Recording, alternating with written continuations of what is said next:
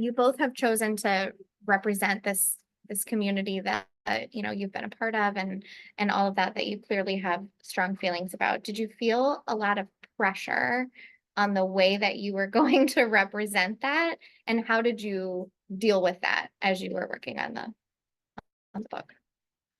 Yeah, I think that's a big conversation in author circles too, is when you belong to like a marginalized community or an underrepresented community, the pressure, not just like public facing pressure of how people are gonna interpret your community through your story, but also how people in your community are gonna react to your story, and if they're gonna see themselves in it, if they're gonna object to it. And we've had a lot of dialogue about that in writing, but I think, and like I have a Jewish book out there and I felt the same pressure, honestly. But I think just realizing that like there's no way to tell the queer experience or the lesbian or non-binary or bisexual experience. It's just a experience, and part of it could be your experience, and part of it can be just your character's experience. But again, talking about making room for all of these experiences, all of these various ways of being in the world and being in the queer community, and just releasing yourself from the pressure of representing all of that was the only way I could do it.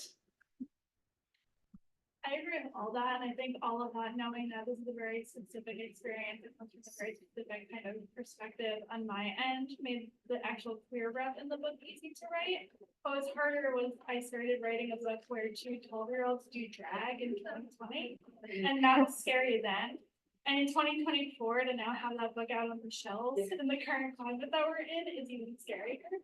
And just to have Murray's mom, who's like a borderline moms for liberty in terms of like some of the talking points that she had, the conflict that she has with other characters in the book, I very much feel like as a debut author, I'm just like waiting for like the other shoe to drop in a way. But I also feel a huge responsibility to use my debut experience as a platform as an author to connect with my community. So I've been doing a lot of intentional work trying to connect with like local LGBTQ centers, try to go that route because I really want to try and get to my audience and really focus on that and try and filter out a lot of the noise that may or may not come later on. I know you both said that you wrote from personal experience and you wrote with your partner, your writing partner, and all of that. But was there any research that you had to do for this? And what's that look like? Yeah, so when Jamie and I decided to write a Fast and Furious homage about a girl who is on the kart circuit and a girl who grew up on the motocross circuit, and they are both like intimately familiar with the skills and the languages, we did not really stop to think like, are we familiar with these skills and the language?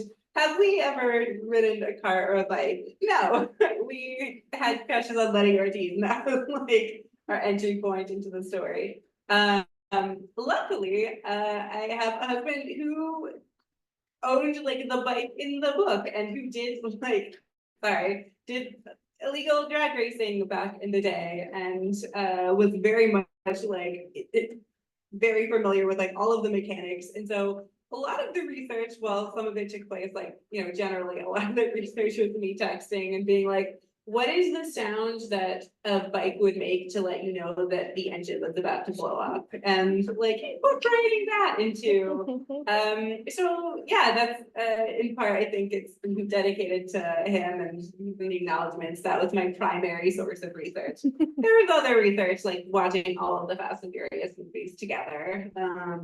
But that was a big one, yeah. So I don't think I required that much research for this one in particular. There were maybe 2 areas where I did. One was a lot of my writing is very place-based, so wanting to make sure I get like the details of a very specific place right. So if people from that town read the book, it comes off being at least close to correct. And I did write about places I was at least somewhat familiar with. It takes place in Lavallette, New Jersey, which is a Jersey Shore town near Seaside Park, near kind of like the southern part of the Jersey Shore. The barrier island is very pretty and very specific. And I chose that too because it's a very conservative part of New Jersey. So writing about red parts of blue states and kind of seeing how that impacts the queer kids there And then also just research on ocean creature facts. I didn't have to do a ton of research on that, but I watched a few like National Geographic documentaries and learned more about whales and dolphins and how they communicate, and kind of used that as a filter for Murray to figure out a lot of her feelings.